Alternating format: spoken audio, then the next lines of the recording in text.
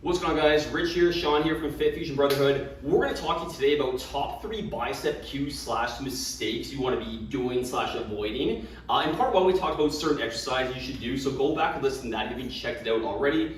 Today's going to be all about the cues, because you can do all the best bicep exercises in the world. However, if you're not executing the movement properly, and maybe this is you, let's say you're doing some of those movements, but you're just not seeing the results, or like, what am I doing wrong? This video is going to really help you today, because we're going to really simplify what you need to do in a bicep curl. It's pretty straightforward. It all comes down to one thing, which we'll discuss. So we have 3 things. We'll get into it right away.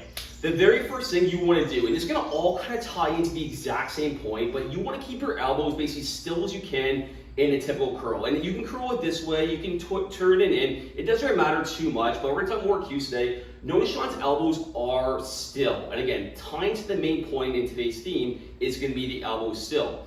So anytime the shoulder is involved, kind of like we're just kind of going back and forth, the elbow's going to lift up a little bit. You're just taking less pressure on the biceps, and you're getting actually more pressure on the front delt. Your front shoulder is a lot stronger than the biceps, so if you're coming here, and let's say you're going past full range of motion, you're just going to shift emphasis to the front delt. If you just kind of stop where the elbow basically fully contracts, as Sean was doing, that's your end range of the bicep. Return it down and repeat that. Anything more, like I said, you're just kind of putting more pressure front delt, taking less pressure off the biceps. The second cue that you maybe heard, I'm going to kind of debunk it a little bit today, is flexing the shoulder in a curl. So kind of like, the elbow, kind of like what I just talked about, where the elbow's curling, but you're kind of lifting back and forth. And it's a pretty common cue that got tossed around the YouTube space. And here's why I don't love it personally. Sean needs a break right now, his biceps are done. Here's why I don't love it personally. So I get it, the long head of the bicep is going to flex the shoulder. So I get it from that standpoint. It's going to help kind of flex the shoulder, so you're shortening it more.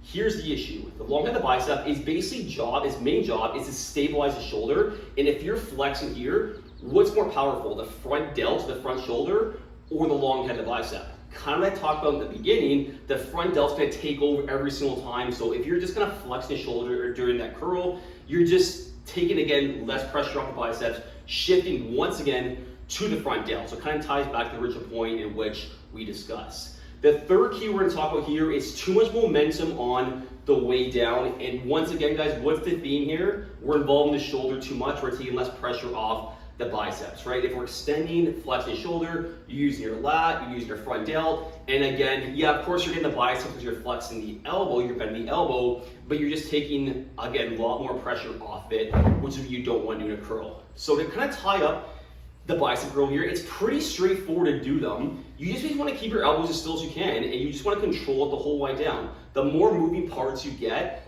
the more there's still less isolation you're going to get for the biceps, and you're going to shift it to those bigger muscles that are going to take over every single time. So slow it down, keep the elbows still, no matter if you're doing like a hammer curl, preacher curl, whatever curl you're doing, and I guarantee you'll see better results with your bicep training. That's all for today. Stay tuned for part 3 next week.